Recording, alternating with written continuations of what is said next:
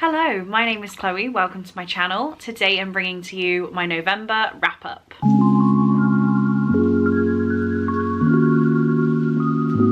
So it is finally December, it is Christmas season, and it is time to wrap up the reading month of November. Starting off with some stats, I read 14 books in November, which was one more than in October. I read a total of 4,981 pages, which was a 4% increase on last month. The average number of pages I read a day was 166, which is a 7% increase. But the books I was reading were a little bit shorter. They were on average 356 pages, which is a 4% decrease. Sorry if I've moved ever so slightly. Of course, my camera battery decided to die literally 30 seconds into filming. So those are my basic stats. As I said, I read 14 books. 11 of those were physical books, 2 of those were ebooks, and 1 book was an audiobook. And the ratings I gave them were as follows. I had 2 books that I didn't rate, 1 1 star, 1 2 star, 1 2.5 star, 4 3 stars, 3 4 stars, and 2 5 stars. That meant that my average rating was a 3.3, which went down on last month, and let's just hope I can have a better average rating in December. I think the highest one this year has been like a 3.6, so I need like imagine a 4-star average rating. It'd be fantastic. Anyway, starting with the books that I didn't give a rating, I'll work from no rating then to worst to best. So the first book I didn't give a rating to is What Moves the Dead by T. Kingfisher. This is a horror novella and it is a retelling of The Fall of the House of Usher. I just didn't get it.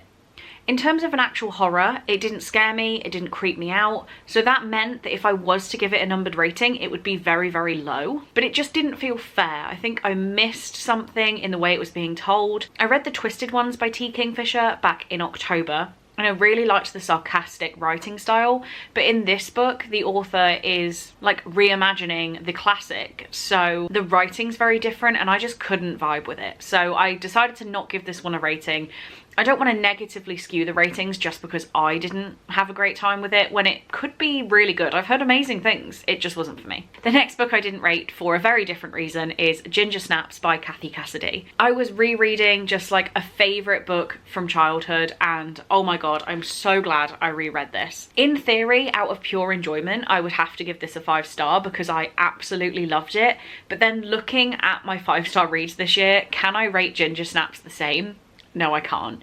And giving it any less than 5 stars feels like a disservice. So I've decided to give it no rating. I often don't rate middle grades. I normally rate YA. And I'd say this is a very young YA, so it kind of makes sense that I don't feel that comfortable rating it. But this is a story about Ginger and Shannon. They are best friends.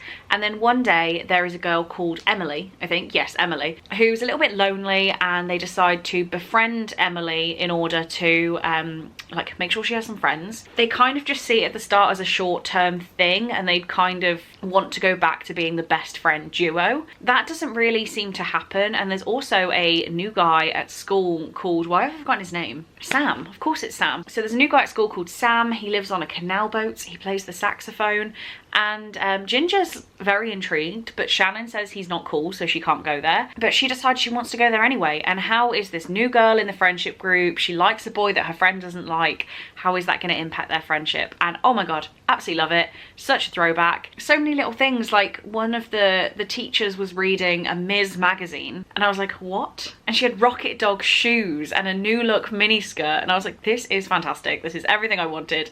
Very glad I reread this. I will be keeping it for just a pick-me-up when I need it. My lowest rated book this month is Alice by Christina Henry, and I actually don't know where that book ended up because I left it at Yowk with like a note on it to say take me if you want me, so I have absolutely no idea where that is. It could have gone in the bin, but I thought I'd leave it at Yowk. This is a very gruesome horror retelling clearly of Alice in Wonderland. I just really didn't like it, and I spoke to someone at Yowk and they were like, oh yeah, it's a good book but it's a bit too gruesome.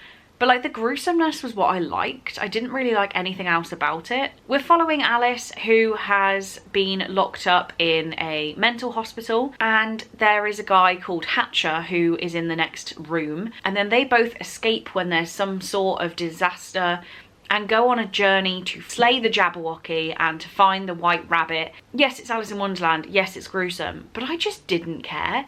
And then I remember literally saying to Becca at Yalk, I was like, that ending just made me want to just burn it. Now I can't remember what the ending even was. So I've kind of blanked this one from my mind. It took me a long time to read it, about 5 days for a little book, which when I was trying to dedicate time to read is like, it was taking me some time. And I just got nothing out of it. So 1 star.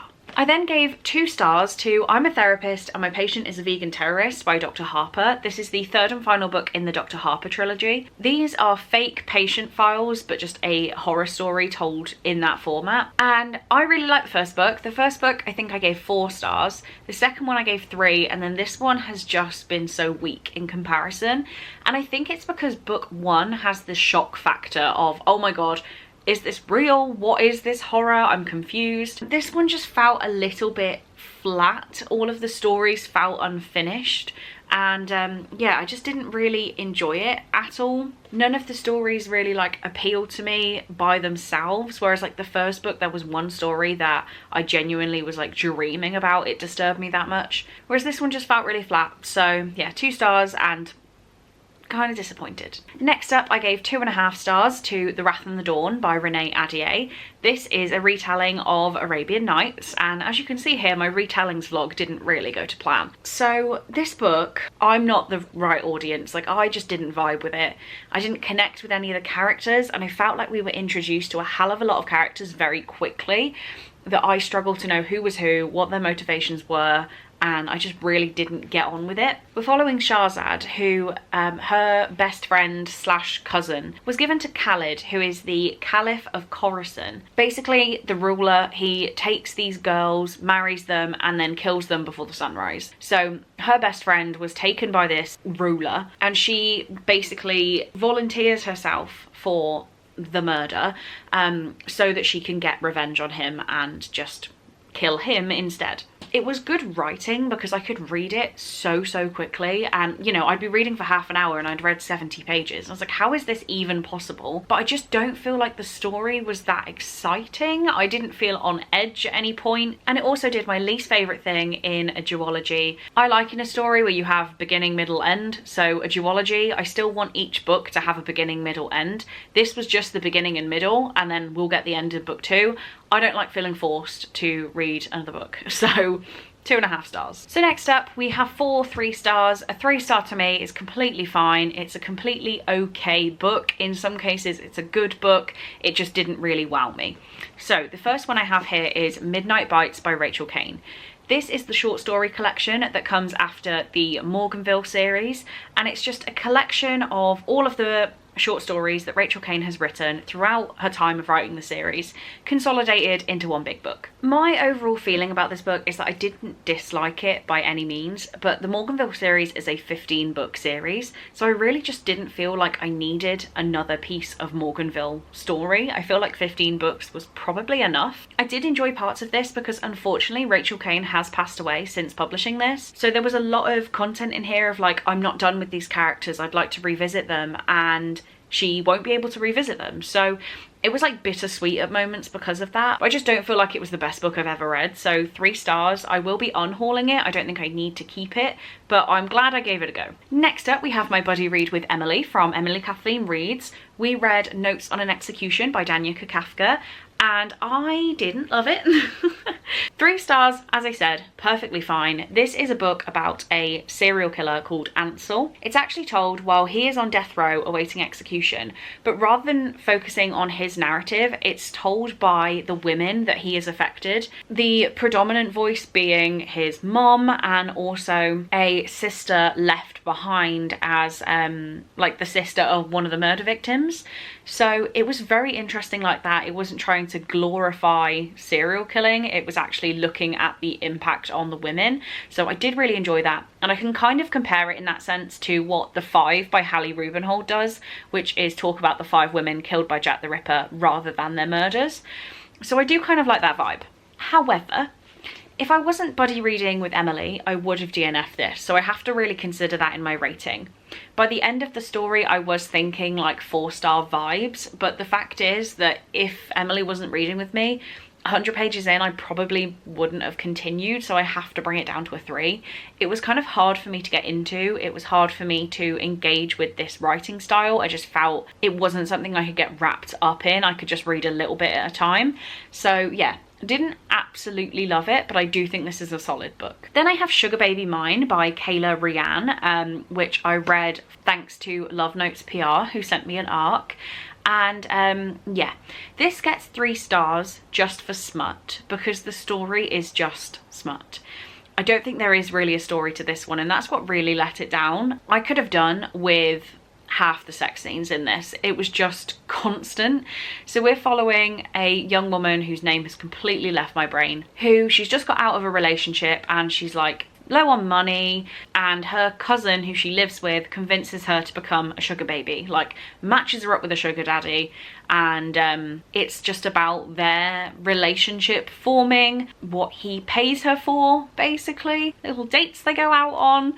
It's not bad by any means. I wouldn't give it 3 stars if I thought it was objectively bad, but I think if you go in expecting like weirdly more detail about the sugar baby relationship, again, I could compare it to The Girl in 6E by A.R. Torr, which is actually a thriller, but it bases in a woman as a cam girl, and you do learn a bit more about the cam girl side. So this, I kind of wanted a little bit more of the sugar baby kind of thing rather than just smutty romance. So yeah, 3 stars. And then the final 3-star was The Princess Trap by Talia Hibbert. I didn't objectively hate this one, again, 3 stars.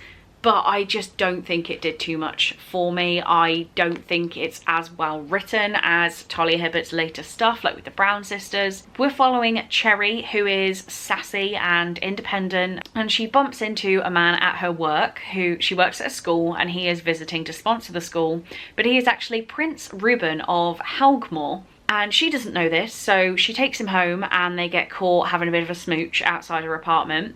And then he tells the media that she is actually his fiance, so they need to stop taking pictures because that is against the arrangement they have with the royals. Cherry and the prince then fake date / fake engage and get to know each other a little bit more. I'm sure you can see where it's going. Again, I didn't objectively hate it. The writing was just odd though to me. Like if I show you a page, it was very disjointed, like each sentence was a new paragraph, and that was quite off-putting to me. Like it just felt really bumpy.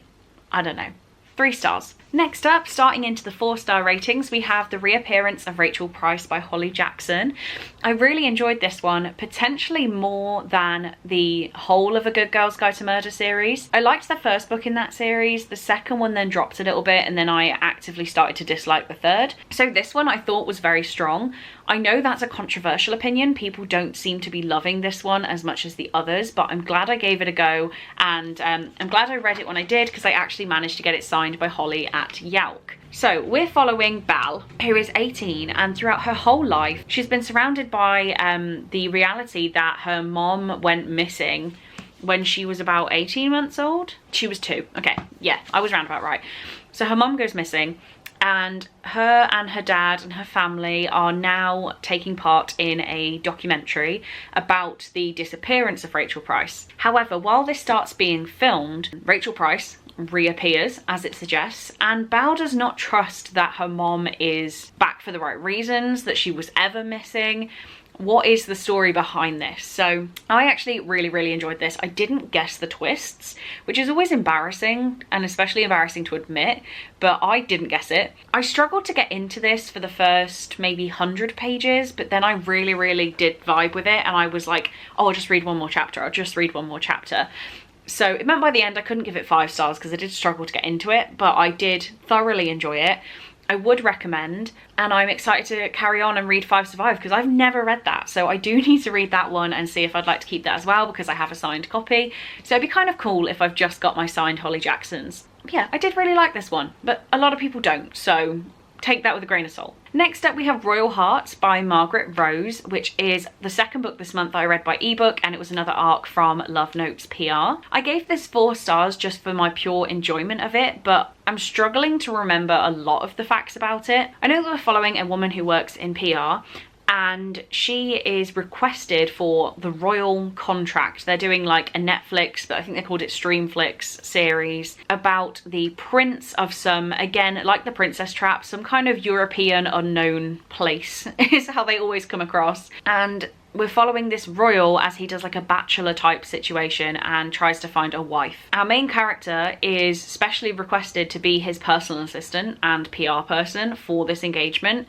And it turns out they have a little bit of history where they had a falling out, and he is doing it to spite her. So she is answering his every beck and call while this show is happening, and she is watching him flirt and get to know the women who are trying to be his wife. You can see where it's going, but one thing I love is a reality show. I love reality show, like in a book. So things like The Selection by Kiera Cass, love it. So I was really intrigued on that point. That's why I picked this one up, and I thought it was really well done, very sweet. If I saw a copy of it physically, I would probably pick it up for my collection, but it's just not one that, like, I'm not going to rush out to buy it, but I did have a really good time with it, and I would recommend, if you saw this on like Kindle Unlimited or on a good deal, I'd say give it a go.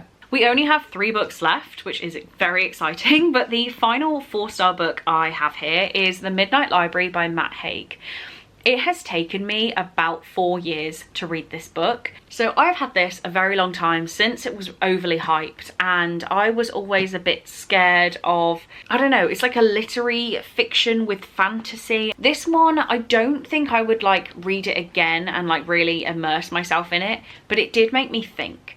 So we have the Midnight Library, where you go when you die to live out different lives that you could have had. So one where you didn't, I'm trying to think of like a really fun example, or just where you've got 2 jobs in front of you and you can experience how your life would have been if you picked the other option, kind of thing. So we're following our main character, who is Nora. That's it, Nora, who, she's not having the best time. Things aren't really going very well for her, so she decides to take her own life, and she ends up in the Midnight Library. At first, she isn't interested, and she would like to just carry on outside of the library, but she is convinced by the librarian to try out some of the different lives, and we follow her journey as she gets into these different lives and how she finds them and what's changed and how she feels about that. And yeah, while I didn't think it was the best book ever, like, I understand why people like this, and I think it did really make me think about how my life could be different if I did different things, you know. So I was a fan, but I wasn't a 5-star fan, so left it at a 4. I've been filming so long that my tea has gone cold, but Christmassy, so we continue. We now have my 2 5-star reads, and one of them I knew was going to be a 5-star.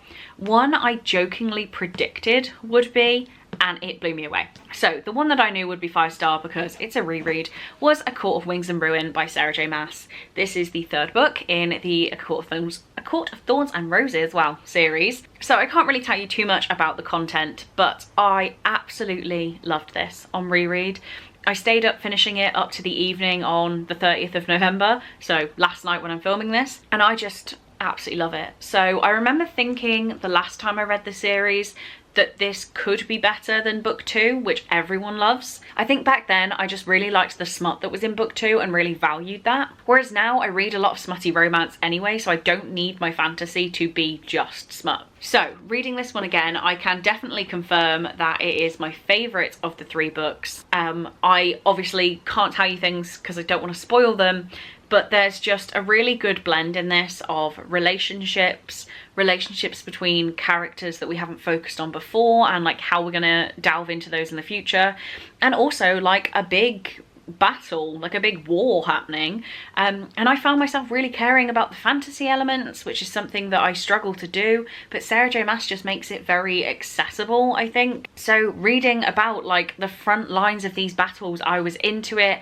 I was tense, I was crying, so yeah, Sarah J Maas just does something for me, and I absolutely love this book. So last and by no means least, it is my surprise 5-star. I absolutely loved The First Day of Spring by Nancy Tucker.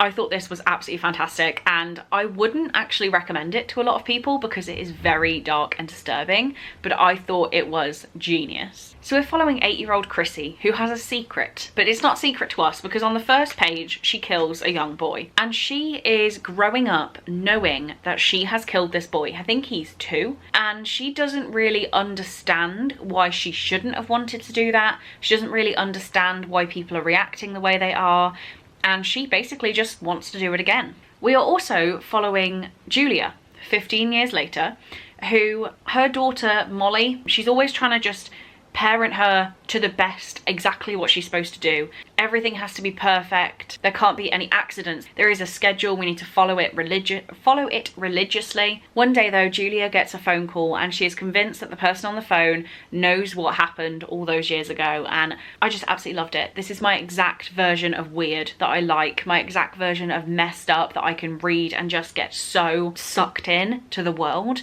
that I think it's actually happening. And genuinely, I would love to go and find these crime files for where this actually happened, because this had to be real. Already, I don't think I can remember every step of this story, and I would be very happy to reread it like tomorrow because I just thought it was so good. This is the weirdest, most unexpected entry into my best books of the year list that I could have had. Like, I just absolutely loved it. So there we have it. Those are the 14 books that I read in November. I just want to do a different kind of stat as well. I vaguely brought it in the past couple of months. So out of the 14 books I read, 11 of them were from my physical TBR and 1 was a reread. In theory, I took 11 books off of my shelves, plus a reread. Out of those 11, only 3 are heading back to my shelves, obviously, plus the reread, which is just a very good turnaround in the month, seeing as I have a massive haul that you're going to see next week. I needed this. I needed to get rid of some books in November. A lot of them are already gone, but I still have another 6 here that need to see their way out of my collection. Please do let me know if you have any opinions on any of the books I talked about. I would love to chat to you about these books down in the comments. My wrap-ups are always my worst performing videos, but I do really enjoy filming them, so I love seeing you guys comment and talking to you about the actual books I've read. It's one of my favourite videos to put together because I'm just summarising everything I'm reading, which is like the main thing I started doing on BookTube. So I really appreciate all of you who comment on these. It really means a lot to me. On that note though, I have a giant book haul to film, so I'm going to get onto that, but thank you so much for being here. I really do hope you enjoyed this video, and I will see you in my next one. Bye!